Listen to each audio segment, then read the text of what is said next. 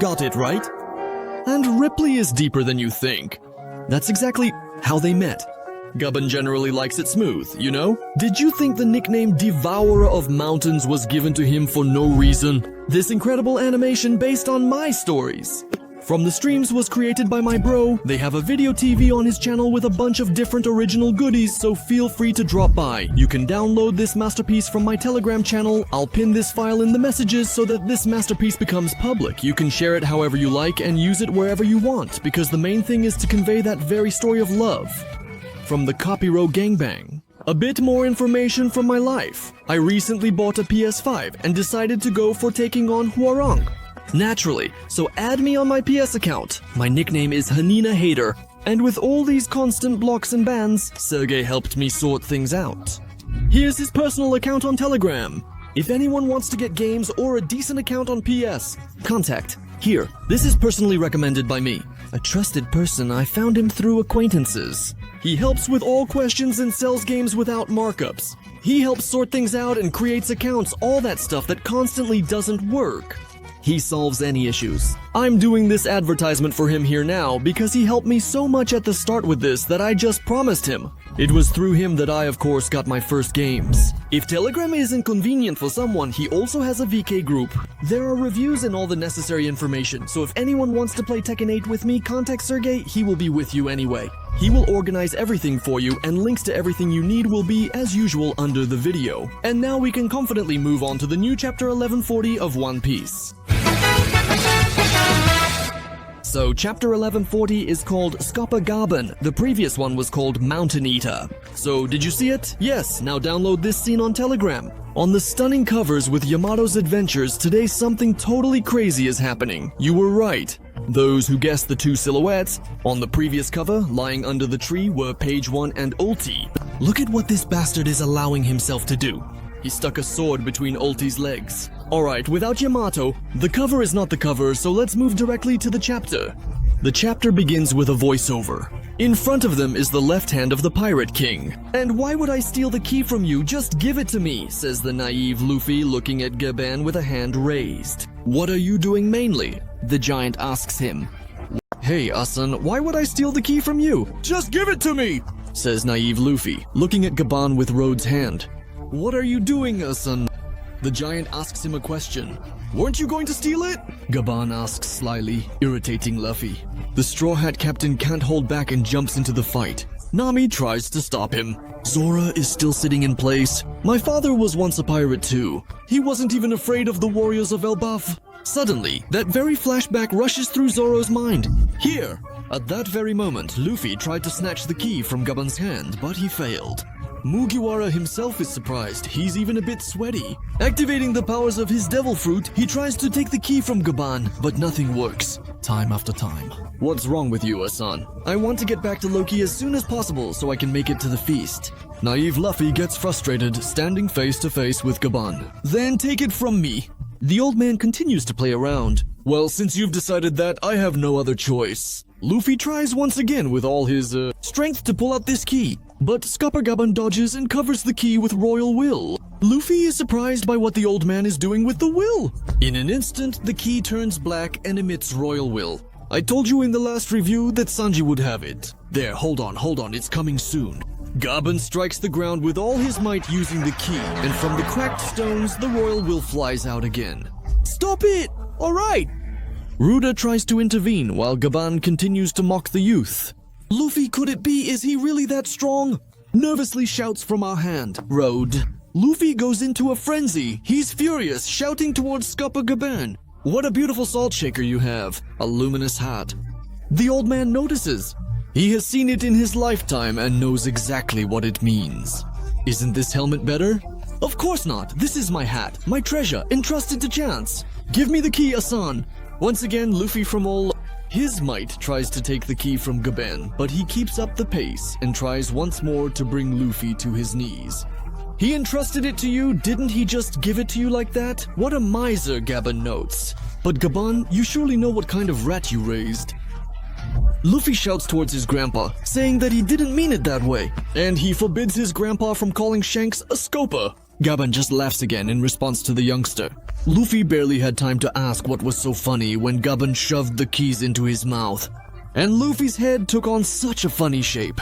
What a chatterbox you are! Sitting on the handle of the key, Gaban says. Suddenly, leaving the key in Luffy's mouth, Gaban starts to act differently. Zoro notices from the side that the left hand of the Pirate King pulled out from under his coat. 2 axes. I will cut you! An army of fierce warriors, Gaban declares, and wants to attack Luffy. Luffy even starts to make a grimace, and Gaban with all his might directs the Getsuguten towards Luffy. Watch out, Zoro barely had time to shout before he had to unleash this attack. In a large and fairly high-quality frame, we see how this friendly sparring match is taking place. After Scopper Gaban's attack and Zoro's defense, an entire tower of this castle was destroyed. And he has an excellent nakama, the old man notes. Zoro, realizing the seriousness of the situation, looks at his opponent. Routh and Nami are shocked by Scopper Gaban's strength. Luffy activates his 5th gear form, raises his axe, and commands Zoro to attack together. Marima agrees and says, let's go. So here it is, that very white form that so many rumors have been going around about. Finally, witness the awakening, nicknames Scopper Gaban. At the moment of the joint attack, while Luffy and Zoro were trying to strike the left arm of the Pirate King, that very tower managed to land down below in the forest. Luffy and Zoro are ready to attack with their strongest moves. Scopper Gaban's eyes are shining. And suddenly, in that moment, the old man raises his hands and says he surrenders, dropping the axes to the floor. And now that we've received the full chapter and discussed it on stream, it's becoming clear to them what this battle was all about. When we read the spoilers, it seemed to us that there was something serious there, that Gaban would really screw up there. The guys were wondering why Zoro intervened in Luffy's fight. Are the Mugiwara now following in Shanks' footsteps? But no, now it's all clear. It's just a playful fight where Gaban simply wanted to test the youngsters and see what they're capable of. Yes, and he probably provoked Ufa to look with his own eyes at that very form. Here, as usual, we need to look at everything from the author's perspective. It's obvious that they're showing us here just what Scopper Gaban is capable of. Here, it's not even a question of him being equal to Luffy and Zoro or that he's stronger than everyone in the world, right? No, of course not. This is a friendly fight, just like, for example, the one between Yamato and Kaido during their dialogue, where their storyline unfolds. Not some, who's your daddy, Cossack? So all you poor souls who were worried, take a breath, everything's fine. This wasn't about a serious battle at all. But Scopper Gaban, if needed, just give him a call.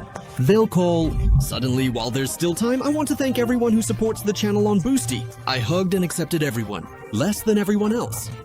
Hey, what the hell, man? Zoro is shouting in his direction, clearly unhappy. Gaban says it was just a joke and tells Gaban to calm down. Are we really going to believe this joke? But you wanted to kill us! Luffy shouts irritably. So what's the problem since you're alive? That's right, Scopper Gaban points out. Here's your key, take it. He's lying behind Luffy. He didn't even pay attention to it at first. Guys, this guy... Don't, Root. Scopper Gaban stops him. He definitely wouldn't want to hear from Root. Some explanations from Gaban about who he really is. Scopper Gaban? Here it is, the true legend of the Pirate King. As long as Elba is safe, when you set sail from the island, come visit me. Lifting his cloak and adjusting his hat, Scopper Gaban says as he turns around and walks away. He says, what other guests? Does Grandpa really think they would ever want to see him again?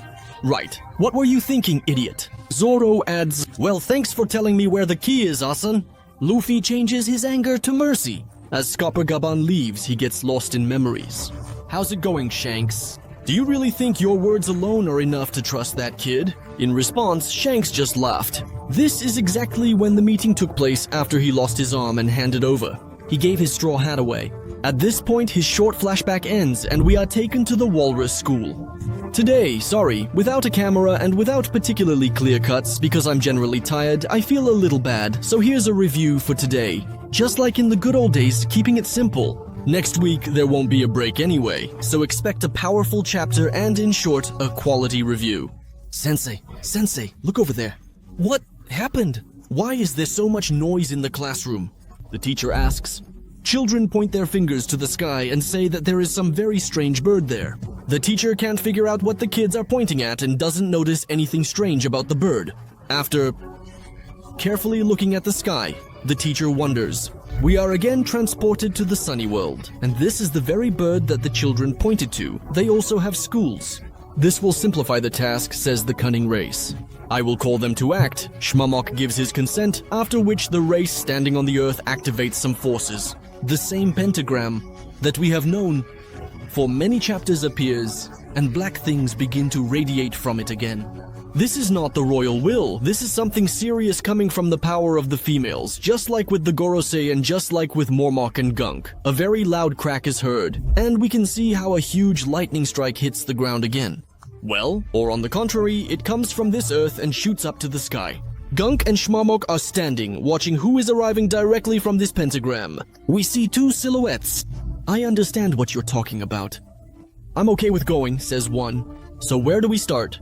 But what about the abyss? Adds the second one immediately. And now, on a huge double-page spread, two holy knights appear before us. The holy knight from the Shepherd family. Holy, Summers. The holy knight from the Lamote family. Holy. Right away, I'll point out that one has arrived in the active hybrid form of their devil fruit. As the leakers have already pointed out, most likely yes, this is a mythical zone. KIRINA. We prophesied this devil fruit Yamato when her ability was not revealed yet. But finally, they found a place and paid attention to the poor old man. It certainly looks that way. Poor Momonosuke in some kind of spacesuit with a crooked nose on retirement. Now that's something I can understand. They picked a nice design for the kid, but still, the mythical Zoan Kirin is just another myth running errands for the females. But what about Holy Summers? More interestingly, look at this. He actually arrived in a tank top and boxer shorts. All that's missing is for the left egg to fall out, then he would be my favorite character. But Shamrock had a chance to appear, and here they messed it up too. Alright, in principle, he's also a powerful old man. He can afford it. I have a lot to do. First, I need to change clothes and get ready, he says, sitting in the chair at DNN Mushi Summers. Can you spare me an hour for this? And what about the recent situation? I'm talking about the food supplies. We cannot allow the world's elite to go hungry. Hello. Damn it, what's wrong with the connection? Still assuming he's at home in his family underwear, he tries to convey this whole idea through Dendamushi. Oh no, this is a disaster. I'm late. I'm so sleepy that I don't even know where I was told to go. Falling, teleporting through the pentagram declares the second saint of Jilingji. Well, at least here someone was introduced comically, otherwise there was so much pomp with the goons and shamrocks, and here are normal funny holy knights in the style of One Piece. No, but Summers, of course, a powerful old man. Gunka, noticing that he is sitting in just his underwear, averts his gaze. What are you doing in my house, Gunka? Do you need something? Brought another shamrock. Still doesn't understand what happened. Summers. But suddenly it dawns on the two of them that they are on ELBAF, and they were summoned through a pentagram. Summers, realizing this, immediately started pulling on his pants. He has a whole little chest prepared with him. You summoned me while being in the chair of my chamber. Are you out of your mind? So this is the land of giants, so enormous. Adds the second one. By the way, look, he really is like Tanel Ubit in a spacesuit. You see, he shares the same air with Chili. Breathing is not proper. I needed one. So why did you two come here? Shamrock asks them a question. We are here to bring the commander back. Bring me back. It's an order from above. And that's why we came together, says Summers. It's true that Morijo is going through a critical period. The situation has changed since the last meeting of the kings. Your presence there is very important, Shamrock. So, let's discuss the details of the mission. What are we doing in a country not recognized by the world government? I hope you summoned us not just to visit Harold's grave. Just look at what a powerful squad of holy knights. They immediately understand. They were sitting, yes, each doing their own thing. Grandpa was sitting in his underwear. He was ported here through this pentagram, and he immediately gets down to business, trying to find out the mission details. No unnecessary questions. That's what I understand. A well-coordinated team. In short, the holy knights are impressive. They pleased me. Off-screen, Shamrock quickly briefed them. So we will kidnap their children and take them to the Holy Land. Even though they are children. Yes, so? I doubt our pockets can fit them all. Observing the giant school children from the side, the knights ponder. The hybrid on the mythical Zoan speaks. Only those who bear the mark are granted passage through the abyss. We will have to transport them by ships. Gunka looks at him disapprovingly, and here is a very important point. Firstly, we now know for sure that they call this pentagram the Abyss, and each of them, according to their own words, has a certain mark only they can teleport through this abyss. This once again indicates that this power is granted to them by the female. Orders are carried out from above, that is most likely through the Gorosei. The Gorosei themselves also teleported through the abyss. Well, who naturally endowed them? With all this black goo in my last video. By the way, there was a subtle moment about this for those who haven't seen it yet. Check it out, you'll be amazed at how dense the information is there. In short, it's great that at least some properties of this thing have been described to us. Now we clearly understand that only those approved by the female can teleport through this thing. Let's personally turn this into a game. Once again, Shamrock throws it dramatically. And at this moment, you are witnessing the most unexpected ending of the video. Come on!